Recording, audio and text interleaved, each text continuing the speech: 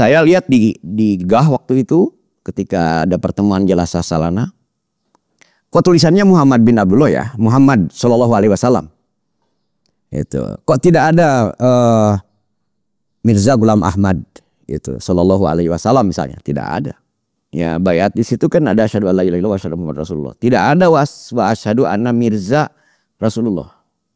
Dari teman-teman non Ahmadi juga bisa mempelajari lebih jauh sehingga tidak dibenturkan nanti oleh kepentingan kelompok atau kepentingan politis. Pemirsa dimanapun Anda berada, Assalamualaikum warahmatullahi wabarakatuh. Alhamdulillah, selamat berjumpa dalam program wawancara khusus. Pada hari ini kita akan wawancara dengan Bapak Dr. Dadang Ahmad Fajar MAG. Beliau adalah salah seorang dosen di UIN Bandung. Dan kita juga akan membahas terkait buku beliau yang terbaru yang berjudul Bimbingan Mental Jemaat Ahmadiyah dalam Jasa Salana Qadian India tahun 2024. Mari kita saksikan bersama penjelasan beliau terkait buku beliau yang baru ini. Assalamualaikum Pak Dr. Dadang. Waalaikumsalam warahmatullahi wabarakatuh. Terima kasih banyak Pak atas waktunya dan kesempatannya. Sama-sama. Pertama saya ingin menyampaikan sukses Pak dan selamat atas luncurnya buku Bapak ini.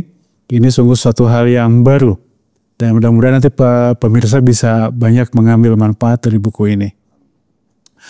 Buku ini kan hasil dari penelitian Bapak.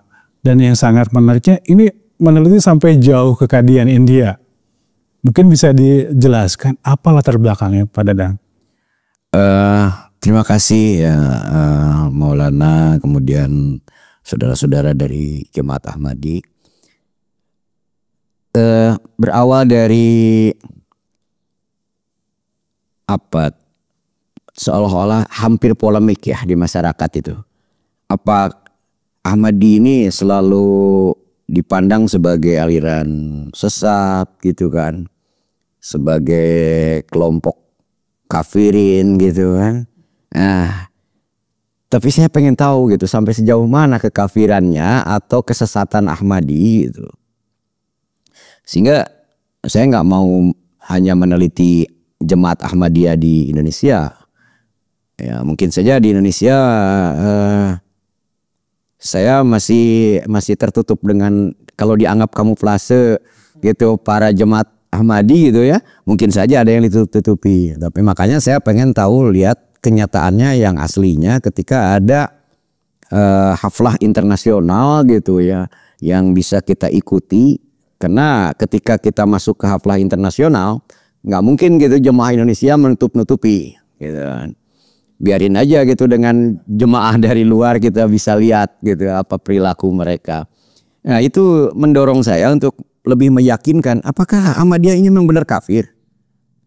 Apakah Ahmadiyah ini benar-benar aliran sesat? Apakah Ahmadiyah ini aliran justru seperti dugaan saya gitu? Apakah ini bagian dari tarekat gitu ya? Nah, saya kan tidak bisa mengklaim hanya karena melihat bapak-bapak sholat di sini gitu ya di Indonesia terus apa. Saya ingin meneliti lebih universal keseharian Jemaat Ahmadi dalam sebuah komunitas yang begitu banyak itu apa saja sih gitu. Apakah benar ngelakuin penyesatan, mungkin ada penyembahan selain Allah atau apa penggantian Nabi Muhammad dengan Hadrat Mirza Ghulam Ahmad misalnya. Itu kan saya pengen tahu juga kan. Gitu. Saya punya harapan ini Mirza Ghulam Ahmad ini benar Nabi atau bukan. Itu kan bagian dari yang harus saya lihat. Atau hanya sebagai muassis thariqah. Ya. Kalau sebagai muassis thariqah, nah itu tentu nanti klaim kesesatannya itu nanti akan tanggal sendiri itu ya. Nah, ini menarik sekali Pak Dokter. Di dalam buku ini Pak Dr. Dadang menyampaikan dengan sangat gamblang bahwa Ahmadiyah adalah sebuah tarekat dalam Islam. Apa alasannya Pak? Pertama ini saya lihat beberapa indikator dalam tarekat. Indikator dalam tarekat pertama ada muassis, ada pencetus. Ada pencetus. Dan pencetus itu tidak jauh dari Nabi Muhammad. Nah ini saya lihat kalau saja Mirza Ghulam Ahmad itu mengaku dia dapat wahyu dari Allah, gitu ya, dengan menafikan nabi yang sebelumnya, nah ini saya tanda tanya. Tapi karena saya lihat di GAH waktu itu ketika ada pertemuan Jalasa Salana, kok tulisannya Muhammad bin Abdullah ya, Muhammad Shallallahu Alaihi Wasallam. Itu kok tidak ada Mirza Ghulam Ahmad gitu Shallallahu Alaihi Wasallam misalnya, tidak ada. Kok ada tulisannya Muhammad? Padahal itu tingkat internasional. Mungkin kalau di tingkat nasional saya mau melakukan penelitian, bapak-bapak siapkan kata Muhammad supaya mengganti kata Mirza Ghulam Ahmad gitu ya. Tapi kan itu bukan setting bapak-bapak ketika di Jalasa Salanah itu. Itu sudah setting internasional. Makanya saya lihat, kalau begitu ini ada orientasi kepada pengamalan segala hal yang berbentuk sunnah dari Nabi Muhammad SAW. Nah, yang kedua ada baiat. Nah, baiat ini ya mungkin kalau pindah agama namanya jadi baptis atau apa ya, saya tahu. Nah, kalau dalam tarekat itu kan ada baiat. Nah, saya pelajari juga baiat di dalamnya itu. Ya, baiat di situ kan ada asyhadu alla ilaha illallah wa asyhadu anna muhammadar rasulullah. Tidak ada wa asyhadu anna Mirza Rasulullah. Iya kan? Kalau saja ada tulisan wa anna Mirza gitu, Rasulullah, itu lain cerita. Tapi karena itu tidak ada, maka saya sebut ini masih pakai Nabi Muhammad.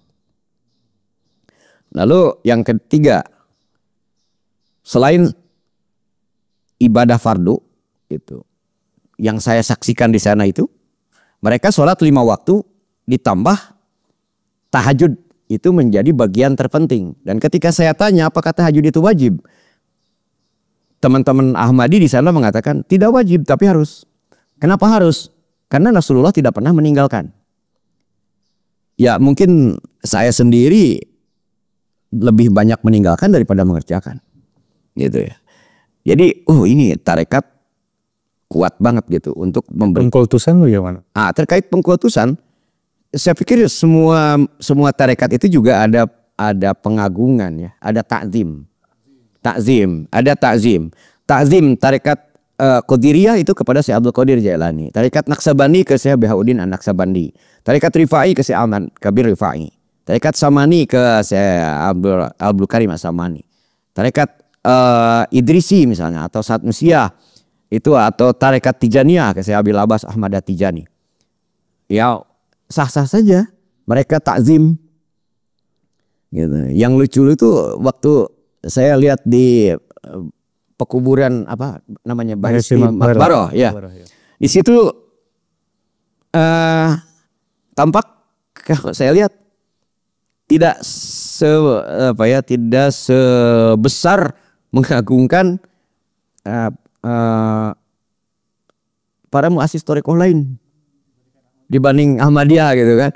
Kayak saya maaf ini kepada teman-teman dari jemaat Ahmadiyah yang menyaksikan, saya kadang-kadang berpikir apakah ini dalam tanda kutip saya ngomong ya, jangan tersinggung, ini dalam tanda kutip. Ini kayaknya kayak tarekat berbasis Wahabiyah gitu loh. Iya. Sangat menjaga sekali. Ya, sangat menjaga sekali dengan pertanyaan kenapa tidak berjubel untuk ziarah ke makam. Ya khawatir terjadi kemusyrikan. Saya pikir ini udah pelurusan tauhid. Makanya saya bilang ini pembinaan mental. Bagaimana jemaat Ahmadi dididik untuk tidak musyrik pada saat ziarah ke makam Mirza Ghulam Ahmad. Baik, nah terkait ini Pak Dadang, terkait membangun spiritualismenya sendiri, bagaimana Bapak lihat?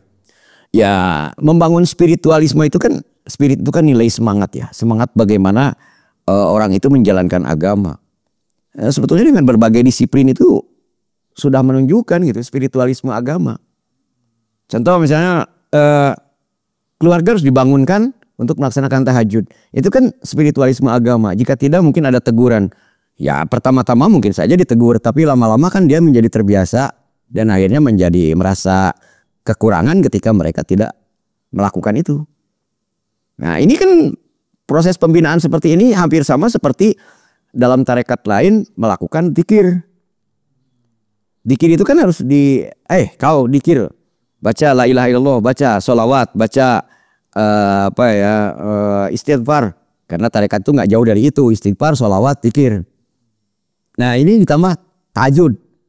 Saya pikir ya oke lah, ini tarekat kalau kata saya. Makin ya mantep lah ya. Ya, ini bagian kelihatan gitu, muncul kelihatan tarekat. Baik. Nah, lalu temuan apa yang Pak Dr. Dadang raih selama kunjungan ke Kadian itu terkait pendekatan aspek fikih, tauhid, tafsir atau tasawufnya, Pak? Tauhid saya pikir yang tadi di andalannya salah satunya. Dari sisi fikih itu saya sudah sebutkan bahwa di samping sholat apa namanya yang 5 waktu itu ditambah dengan sholat sunat. Sholat itu dan sholat 5 waktu sholat sunat itu kan bagian dari kajian fikih. Iya. Artinya tidak ada perbedaan. Kemudian saya juga melihat apa benar tazkiroh itu Al-Quran baru, ciptaannya apa wahyu yang datang dari Allah ke siapa, ke Mirza Ghulam Ahmad. Ya ternyata di dalamnya manakib ya, riwayat hidup beliau, pengalaman spiritual beliau yang ditulis gitu. Ini sayangnya kan orang tidak mau tahu. Emang saya punya harapan ya, saya punya harapan dari teman-teman non Ahmadi bisa mempelajari lebih jauh, dari teman-teman non Ahmadi juga bisa mempelajari lebih jauh, sehingga tidak dibenturkan nanti oleh kepentingan kelompok atau kepentingan politis. Iya paham, kenal, jadi toleransinya muncul. Apalagi negara kita sekarang lagi menggerakkan bagaimana toleransi ya antar umat beragama. Ya apalagi yang satu agama kan. Ya ini Pak Dokter terkait kunjungan Bapak ke Jalsa Salanah Kadian, maka bagaimana Bapak melihat sebagai wahana spiritual komunal menanamkan nilai-nilai sufistik dalam kehidupan sehari-hari di sana, Pak, para Ahmadin di sana? Ya pertama yang namanya tamu kan bukan hanya saya, banyak tamu. Dari perlakuan tamu itu udah lain kan. Perlakuan jemaat itu, saya tidak kenal jemaat yang ada di sana waktu itu. Tapi mereka bagaikan saudara gitu. Benar-benar udah paham betul, udah kenal. Itu aspek sofistik gitu. Bagaimana kan kata Nabi, Assalamualaikum itu absus salam alaman arrafta wa malam ta'aruf. Ya, sebarkan salam. Salam itu kan keselamatan. Bagaimana kita menyapa orang gitu kepada yang dikenal dan tidak dikenal. Ya itu terwujud di sana dengan jelas. Oh iya jelas, terwujud, tercipta gitu. Bahkan segala kekurangan kita kan dia apa yang harus saya penuhi, apa yang harus saya antar, apa yang harus saya lakukan untuk membantu gitu. Saya bilang pengen ke sini. Maaf ya, ini saya tidak bukan memuji karena di depan orang Ahmadi ya. Ya kendaraan kita disiapkan hanya untuk melakukan penelitian gitu. Bagaimana kita bisa masuk ke ruang-ruang tertentu dengan guide gitu yang sudah ada dari Jemaat Ahmadi. Dan itu guide-nya kan bukan guide biasa, dia Maulana juga kan. Nah itu. Baik, terkait perunutan acara di Jalsa Salanah Kadian maupun tempat-tempat di sana, mana yang membuat Bapak paling terkesan? Yang karena saya penelitiannya tentang spiritual, tentang tasawufnya, saya lihat bait riyadhah dengan bait doa. Oh kenapa? Ini kan kita lihat pengalaman-pengalaman spiritual yang terjadi pada muassis-muassis tarekat lain. Gitu ya kan, ada yang di Maroko, ada yang di ada yang di Irak, ada yang di mana. Nah ini di Kodian, ini di tempat itu ya dia dapatkan ilham. Kalau versi kami mungkin bukan wahyu Pak, tapi ilham. Ilham itu sebetulnya wahyu juga kan. Iya, iya. Nah itu yang bisa saya rasakan kenyamanan itu di bait riyadhah dengan bait doa. Ya Allah. Nah kemudian di buku ini juga Pak Dr. Dadang menegaskan bahwa Ahmadiyah adalah bagian dari umat Islam yang melandaskan segala perilaku keberagamannya kepada Al-Quran dan Sunnah Rasulullah SAW. Mohon dijelaskan Pak apa latar belakangnya. Itu yang tadi saya sebut Pak. Jadi mereka melandaskan pada perilaku-perilaku Qurani, diantaranya tahajud Pak. Itu saya pikir Rasulullah kan sampai hampir tidak pernah meninggalkan tahajud. Nah itu ketika Ahmadiyah mengikuti seperti itu kan tabiul ittiba ila sunnah, mengikuti sunnah. Ya. Kemudian jelas sekali. Oh jelas sekali di situ. Iyalah, sekarang dengan sholat berjamaah aja itu kan sudah menunjukkan sunnah Rasul berjamaahnya, kewajiban sholatnya. Makanya saya ikuti sholat, barangkali ada sholat yang beda gitulah, gitu ya. Ternyata dari subuh sampai maghrib ditambah tahajud ya nggak ada bedanya sampai isya gitu. Mungkin ada closing statement untuk masyarakat pemirsa, silakan.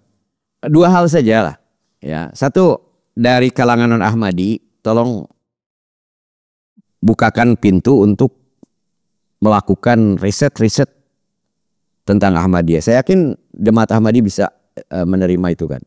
Nah, dari jemaat Ahmadi juga coba supaya bisa sinkron melakukan juga riset-riset terhadap jamaah-jamaah tarekat yang ada di Indonesia. Ya, karena yang di Indonesia ini yang tercatat itu kan banyak sekali ya. Yang Mu'tabaroh aja yang sekarang itu ada 48 tarekoh ya. Nah, di luar itu kan kalau di Mesir banyak-banyak tarekoh. Ya, itu kan bisa dijadikan bahan penelitian juga. Sehingga kita dapatkan bagaimana menciptakan toleransi antara umat beragama, antara umat seagama. Itu kan sekarang yang jadi visi misinya Departemen Agama kan.